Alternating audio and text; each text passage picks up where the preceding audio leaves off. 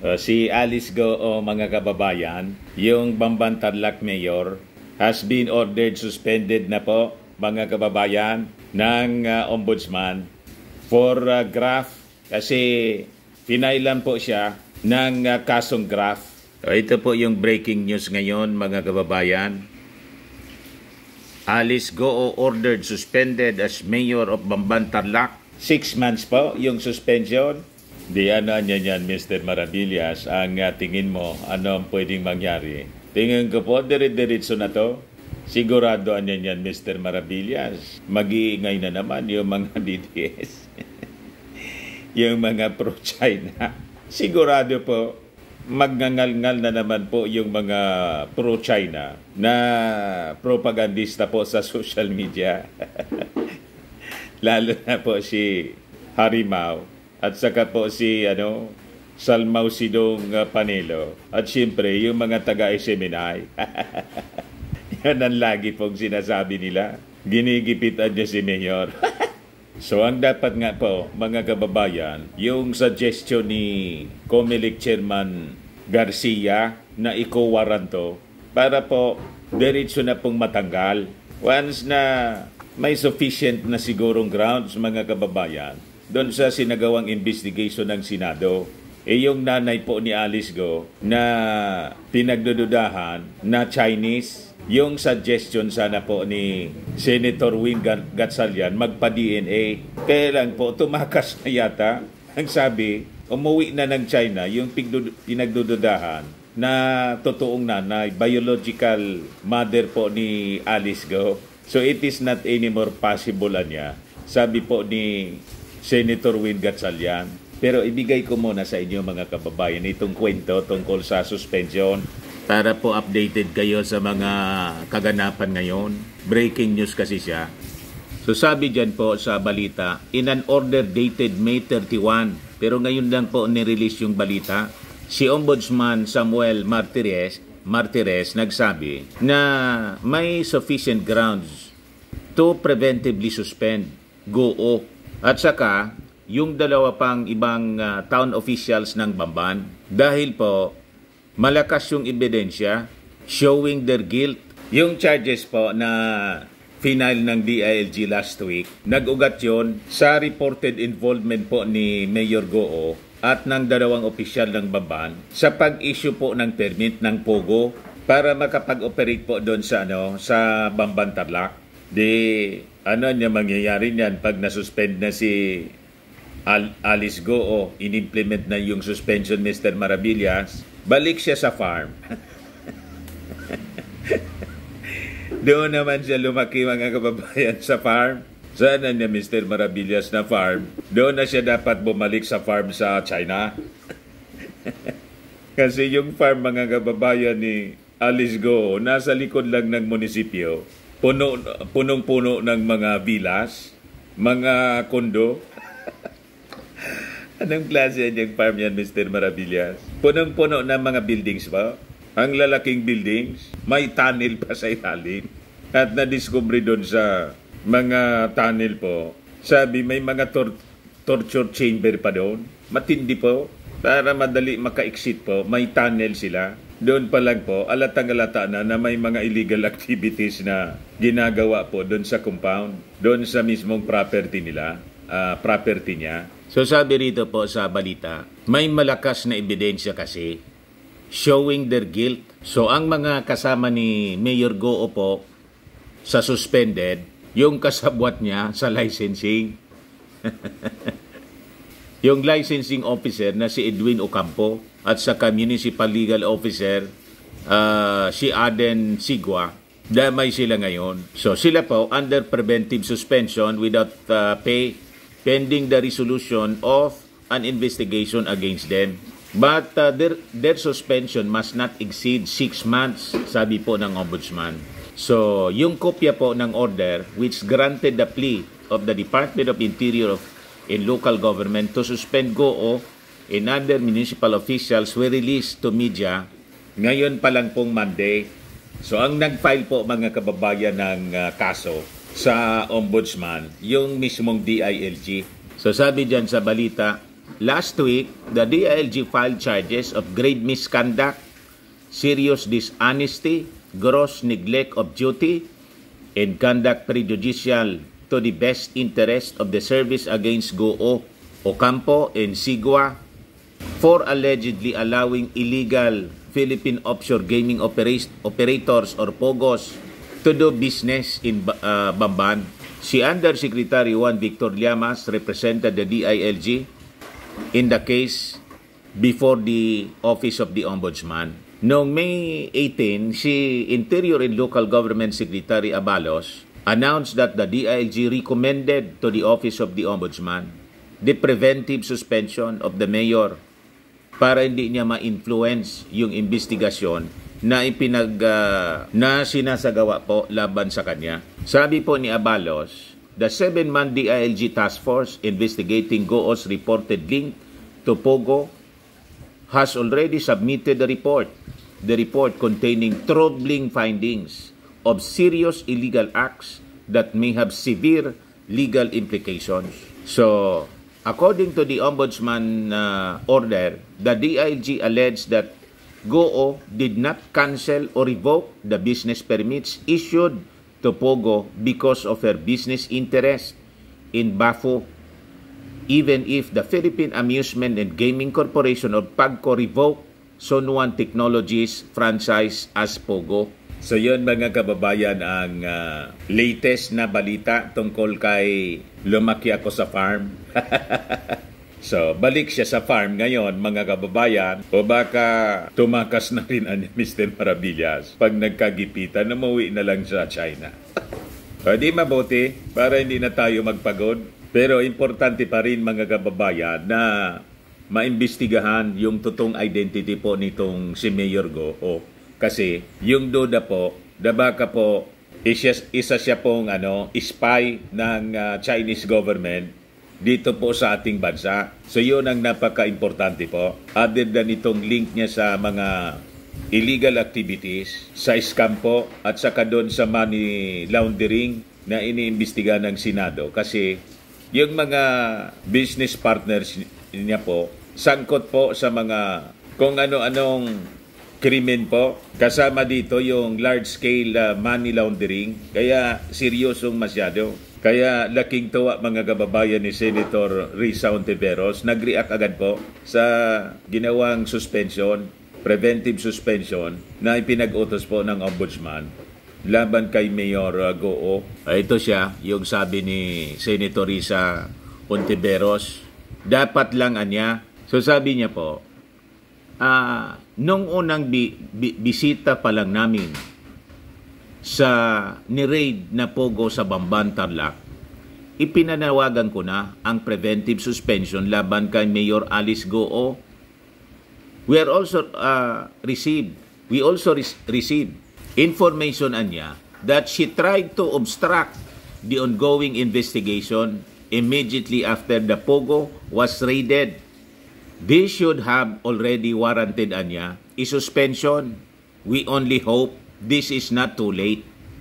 Mayor Go anya also undoubtedly has ties with Pogo. Kahit ilang beses pa siyang magsinungaling, kahit ilang beses pa niyang hindi maalala, dokumentado ang koneksyon niya sa Pogo. Let us not forget, this is a Pogo with alleged hacking and surveillance activities. Pogo na puro scams, krimen at human trafficking ang dala sa bansa. Ganon kaseryoso mga kababayan ang kinasangkutan po ni Mayor Go. So sabi po ni Risa Hontiveros, I look forward to our executive session soon. Inaasahan ko na mas lalong maliliwanagan tayo sa totoong papel ni Alice Go, hindi lang sa mga Pogo, kundi pati sa mga banta sa ating pambansang seguridad. So it involves national security po, mga kababayan. Bakit anya kasi Mr. Maravillas? Tumindi yung operation ng Pogo. Tumindi po ang operation ng Pogo. Noong panahon ni Maudigs, love na love po ni Maudigs yung Pogo. Dumami po yung mga Chinese dito. Dumagsa. Kasi sabi ni Maudigs po, malinis anya yan, ayos siya. Ayan po, malinis yan. Sabi po ni Maudixo, I will assure you, under my oath of office as President of this Republic as elected by you, yang pogo na yan insofar as kami dito, malinis yan. Kaya ang recommendation po ngayon, pinayaan muna ng ating Pangulong Bongbong Marcos, dapat dumaan po sa tamang proseso. Ay talaga ipatigil na po ito. Kasi yung benefits niya, yung sabi revenues, I mean yung masamang epekto sa ating lipunan outweighs the benefits, yung revenues na ipinapasok po sa gobyerno. Yan yung sabi ni Maudix po sa noong speech niya noong 2020 General Assembly of the League of Municipalities of the Philippines sa issue po ng Pugo. Sabi ng dating Pangulong Digong, yung operations niya nakatulong sa bansa financially. So sabi po dito, on September 22, 2021, Duterte signed Republic Act number 11590 or an act taxing POGOs regulating their operations. Ang mga sponsors po niyan, para alam ninyo, the Senate version of the bill was authored by then Senate President pro tempore Ralph Recto, Senator Amy Marcos, and Senator Pia Cayetano, with Cayetano as a sponsor. 17 senators voted in favor of the bill. Ang mga bumoto po, si Senator Sani Angara, Nancy Binay, Pia Cayetano, yung mismong sponsor, si Senator The Puncher, Bato de la Rosa, Senator Win Gatchalian, din siya pala, sponsor din pala siya, Senator Bongo, Senator Dick Gordon, Amy Marcos, Manny Pacquiao, Coco Pimentel, Grace Poe, Ralph Recto, Bong Revilla, Senate President Tito Soto, Joel Villanueva, Cynthia Villar, and Senate Majority Leader Mig Subiri. Senate Minority Leader Franklin Drilon, Senator Risa Ontiveros, tapos si Kiko Pangilinan, bumoto against, reject sa kanila po.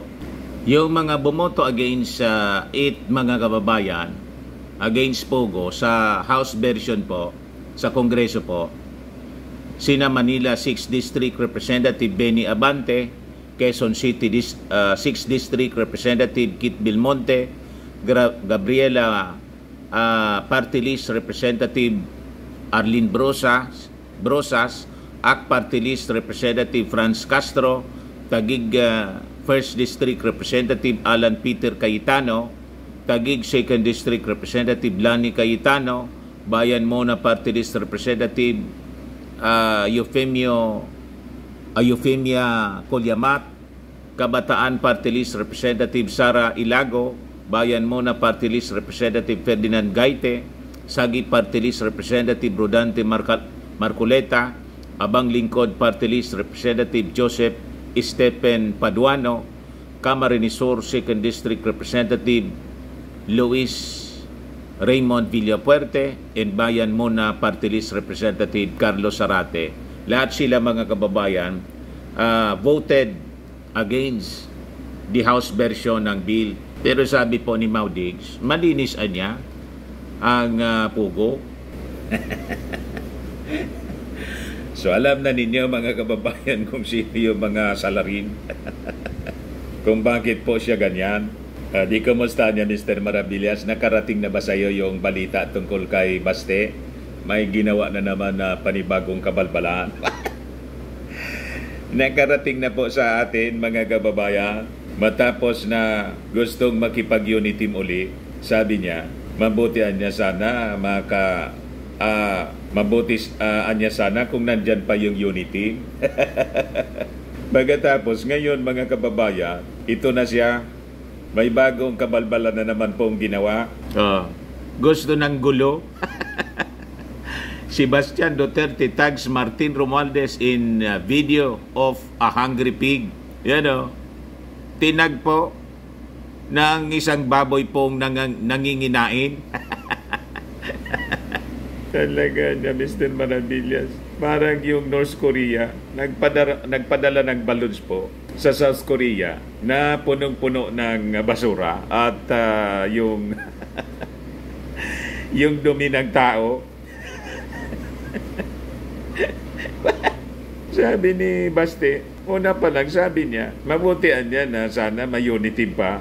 Nagpapresko. Tapos ngayon, may bago na naman pong kabalbala na ginawa. Ito na siya. Talagaan niya, Mr. Maravillas, may diferensya. Sila po yata ang nangangailangan na magpa-drug test. May isa pang balita, mga kababayan. Ayan po. Eradicate source of illegal drugs in Davao. Barbers tells lawmen. Ha? Kasi sabi sa balita po, 37 pong members ng kawani ng Davao City Public Safety and Security Office tested positive sa droga. Kita mo na, nandun pala mga kababayan na matindi sa Davao. Pero unahin muna natin itong tinag si Martin Romualdez ng isang baboy po na gutom nanginginain. Gawain ba ito ng isang mature at matinong alkalde, mga kababayan? Anong pumasok po sa sa utak ni Baste? Tinag si Martin. So sabi diyan sa balita ng Politico News, Davao City Mayor Sebastian Duterte seems keen on stirring up the hornet's nest despite calling for an end to his family's feud with the Marcoses. The son of former President Rodrigo Duterte has taken a pot shot at House Speaker Martin Romualdez by tagging him a video of a pig noisily eating noodles from a wok sa batya po. Duterte posted a video which was taken from another netizen as an Instagram story. May ganon, mga kababayan, para niya Mr. Maravillas, bata. Immature po. Parang si Inday, tinawag si Martin tambaluslos. Pero Mr. Maravillas, napakinggan mo yung Christmas birthday message ni Inday. May video na naman po si Inday ngayon. Nagpasalamat sa mga sumusuporta sa kanya kasi nag-celebrate ng birthday. So sabi dito sa balita, last month Duterte said it would be better if the unit team, which is represented by the President and Vice President Sara Duterte, remains intact. I just want this to end. Mas maganda sana kung nandyan na yung unity, nandyan pa yung unity. We'll see. We will always, choose peace over conflict. If it's para sa lahat, para sa ating bansa, sabi po niya. Duterte, however, clarified that his appeal for peace is personal and does not represent the view of other members of his family. Ako lang yon. I don't know sa tatay ko. I do not know sa kanila, sabi po niya. Pagkatapos ngayon, itatag mo si Martin ng isang baboy na gutom, nanginginain sa batya. Anong ibig sabihin, mga kababayan? Di ba nananadya? Nagpapainit ng ulo. Kaya lang, hindi man sila papatulan po ni Martin Romualdez. Walang panahon sa mga ganyan. Hindi man po immature yung ating Speaker of the House para bumaba sa ganung uri ng panunuya. Di ba? Ano niya yun, Mr. Maravillas, na sinabi mong may 37 members ng Public Safety and Security Office ng Davao ang tested positive sa droga. Ito po yung balita. Kaya nanawagan po si Surigao del Norte 2nd District Representative Ace Barbers sa ating mga law enforcers na magsagawa po ng operations laban sa droga sa Davao City po. Kasi malala po. Imagine, sabi dito, this after the reports that 37 personnel daw from Davao City's Public Safety and Security Office tested positive for illegal drugs. Even Davao City, anya, where the number one enemy of illegal drugs resides, was not spared. This shows us that the problem is indeed serious and the solution is not a walk in the park. Payag mga kababayan ni Congressman Ace Barbers. So sampal ito po sa pagmumuka ni dating Pangulong Maudings at saka mismo ni Baste. Sabi niyo, I hate drugs. Bakit? Pati mismong mga members ng Public Safety and Security Office ng Davao City, mga adik pala. So sabi dyan ni Barbers, as chairman anya ng House Committee on Dangerous Drugs, I call on the PNP and PDEA to deeply get involved and eradicate the source of illegal drugs in Davao City, spare no one, and leave no stone unturned in getting to the bottom of this mess, sabi po ni Barbers. Incumbent Davao City Mayor Sebastian Baste Duterte is the son of former President Rodrigo Duterte, whose administration was known for its aggressive war on illegal drugs. Pero yung Davao, kung saan mayor yung kanyang anak, 37 members ng Public Safety Office, mga adik pala. So sabi po ni Barbers, I understand this problem very well, anya.